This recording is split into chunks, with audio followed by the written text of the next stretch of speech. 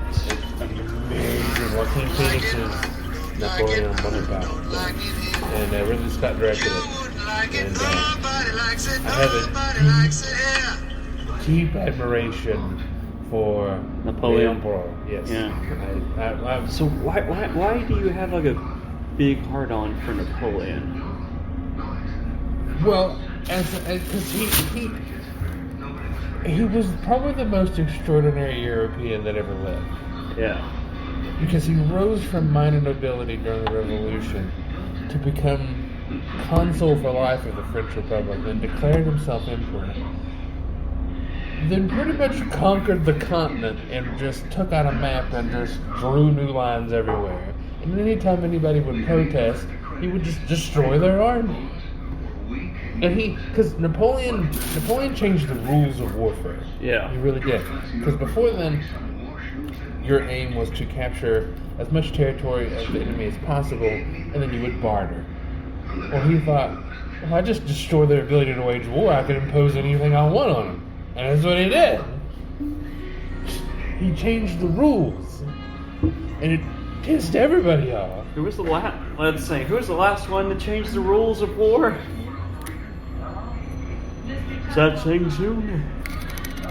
Shang Tsung. No, not Shang Tsung. Not the guy from Sun Tzu. Yeah, Shang Tsung's the guy from Mortal Kombat. Yeah. The only thing with Napoleon was he got to the point where he didn't listen to his own advice. That's when you get the Russian campaign and the Battle of Leipzig and his ultimate downfall. Waterloo. Well, even if I have researched this to the nth degree and talked about this on Reddit with people for years and years. At Waterloo, he was in such a bad position. He would have had to, obliterate it. The Prussians and the British, and then desperately beg for peace. And go, look, I'm fine in France. I don't want to conquer anything anymore. I just want to be emperor of France, and that's it. And then he probably would have still had to win a couple more battles decisively for the powers to go, fine, as long as you promise never to leave France. But that whole thing where he got exiled and then he came back and retook France without firing a single shot is like extraordinary. Yeah. And that by itself, and let alone all the shit he did before. I love Napoleon. I read his there's this big thick biography done by Andrew Roberts, which is amazing. Yeah. And I read that a couple times. And I've read other Napoleon books. And then there's a Napoleon podcast that came out back in 2008 before podcast was I think I remember you telling me about it. It's like 60 episodes long, and all the episodes are an hour to 2 hours long. I've listened to it from completion like 3 times. I love Napoleon. Well, since we're going on history for 15 minutes of hell. 15 minutes of history. 15 minutes of hellish history. Who is like your favorite female like historical figure? This one's been on my mind the last few days. Female? Yeah. It's like, you got like, because like for me, if I had to choose like an all-time historical figure, I'd say Joan of Arc is probably one of my favorite ones. But if I had to go with a modern one, it'd probably be Alice Roosevelt. Oh, Teddy's daughter. Yeah, his first and eldest. Daughter? Yeah. Yeah.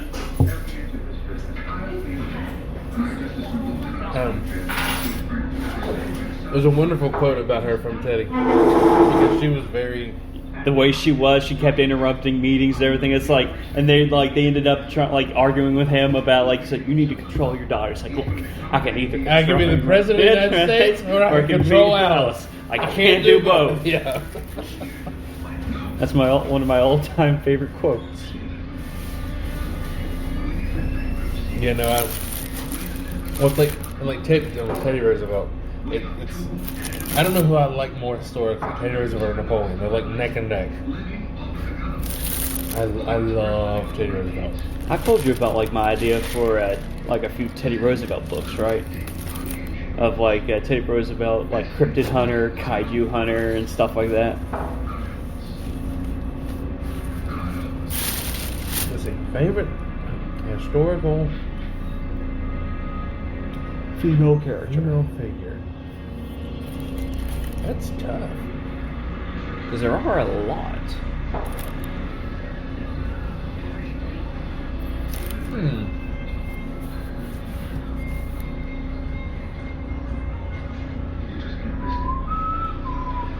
My mind, I would have to think about this more, but initially I want to say Boudica.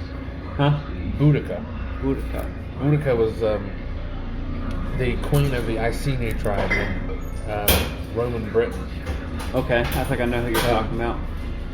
The Iceni, they hadn't been conquered by the British or by the Romans. They were like vassal. Annexed, not annexed, but kind of like, yeah. Yeah, they had like more or less allied with the Romans. And her, I can't remember if it was her father was king of the Iceni, and I can't remember the specifics of exactly why her rebellion started, but it all started around her, and she pretty much just gave the Romans the middle finger. It was like, come and take it sort of mentality, which nobody did. Nobody did successfully. And her rebellion went on for a little while, and she had some successes against the Roman Empire before the Romans were like, okay, fine, let's send a whole fucking legion. And like finally stamped out her rebellion. But I mean, she wasn't some figurehead. She was like commanding troops on the field, which is not something women did even back then. And if it did, it was extremely rare. Yeah.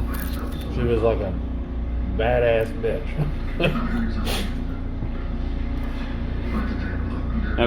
So when we go to male figures, it's definitely like Napoleon. It's Napoleon and Teddy. Yeah, like for me, if I read Napoleon's biography, I'm like Napoleon. If I read Teddy's biography, I'm like Teddy.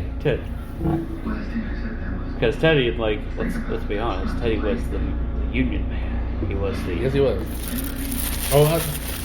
There's so many things about Teddy that I love. How spiteful he was as president a lot of the time, because like the national parks, he like fought vigorously to get that established. Fought with Congress, fought with the Supreme Court over it, and like there was after fighting with Congress, Congress had passed a thing that like Teddy had this amount of time, like 2 weeks maybe, or a few days I think, to get national parks made. And he had like, if you can't do it after that, then we get to use it for this, that, or whatever, for whatever company that wants it or sell it. Yeah. And so, and I think they're called the Midnight Force, because he had a team of guys working round the clock to process and designate as many national forests as he possibly could do, because Congress, never thought he would. It's like we'll give you like 3 days to get all this done. You can't put down challenge accepted. You can't pull down the bull moose. And then the whole where he gets shot during a campaign run. Yeah. I mean, that was. Then the thing is, like, not only did he get shot and survived, he got shot and insisted on finishing his speech. And then he went to the hospital. Yes. He was the manliest of men. But he was, like, as tough as he was, his second wife was just as tough. Because it's like, at their house in New York, Sagamore Hill. Yeah. He was an avid hunter, so there were. Yeah, everything. There were stuffed animal or stuffed heads of bison and antelope and whatever that he had. Well, if you notice, because you can just go to Sagamore Hill and visit and everything, in the dining room, they had like a big huge table. Yeah. And there was one end that was his and one end that was hers. And that entire room has got heads of animals. Except the wall facing his wife's chair. Because she didn't want to look at that while she was eating. And you weren't going to say no to Mrs. Roosevelt. Nobody was. Not Theodore Roosevelt.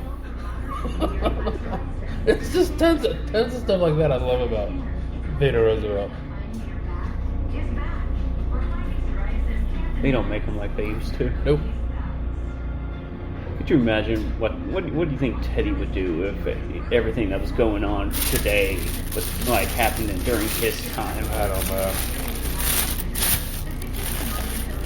More along the line of just like, Be very upset.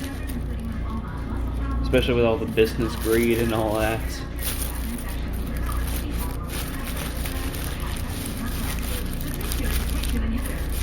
Who was his vice president? It was Taft, wasn't it? Taft? Taft was not No, vice president. no, not Taft. Was no. Taft was like, he was a good friend of Roosevelt. Yeah, and Taft was his hand-picked successor. Yeah. But also there's points that like, The Taft fucked everything up. huh? Taft fucked everything up. Oh, and then like him and Teddy ended up like getting on bad terms, and Teddy never forgave him. Yeah. Well, because he upended a lot of things Teddy had done. Yeah. And so Teddy ran for in 1912. Yeah. He ran for the Republican nomination. The Republican Party they were like, no, we're done with you. And so they gave it to Taft, and Teddy went, fine. Let's make my own party. And he's the only third-party candidate to get more electoral college votes than one of the two main parties. Had the Republicans backed him, he would have beaten Wilson. He would have been president again. Yeah. But when he ran Bull Moose and you had Taft as Republican, it split the Republican vote, and Wilson won. And Wilson was, I hate Wilson. He was a racist piece of shit.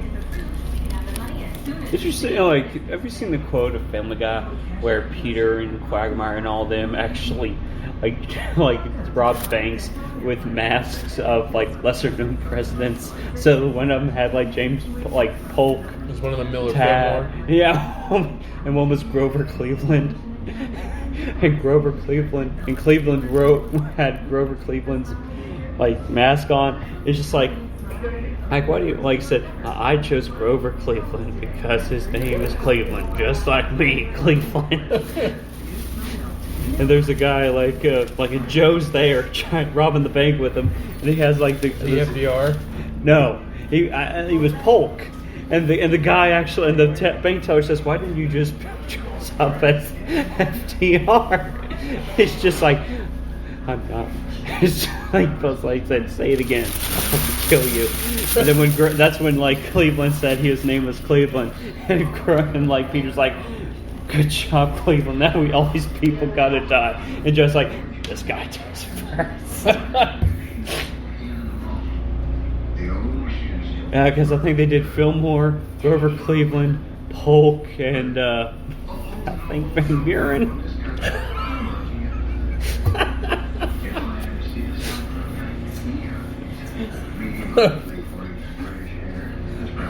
I'll have to find it once we get done recording because it's like fucking hilarious. Well, there's a movie, I can't remember what it's called, it came out in the 80s, but it's about bank robbers that you know, like one's Reagan, one's Nixon, Carter, one's Nixon, and one's Bush 41.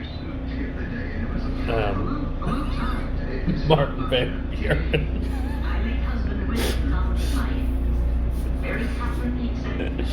Brad Roberts, James K. Polk in a wheelchair. Oh god.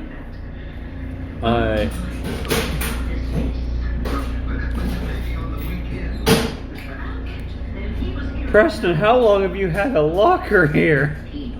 Since this past winter when all my shit got stolen.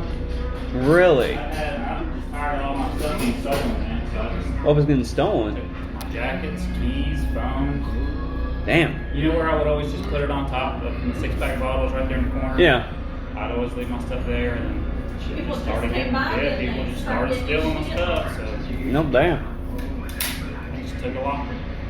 Okay. Had a bottle, a bottle, and Well, that's been 15 minutes of hell. Historical. A historic.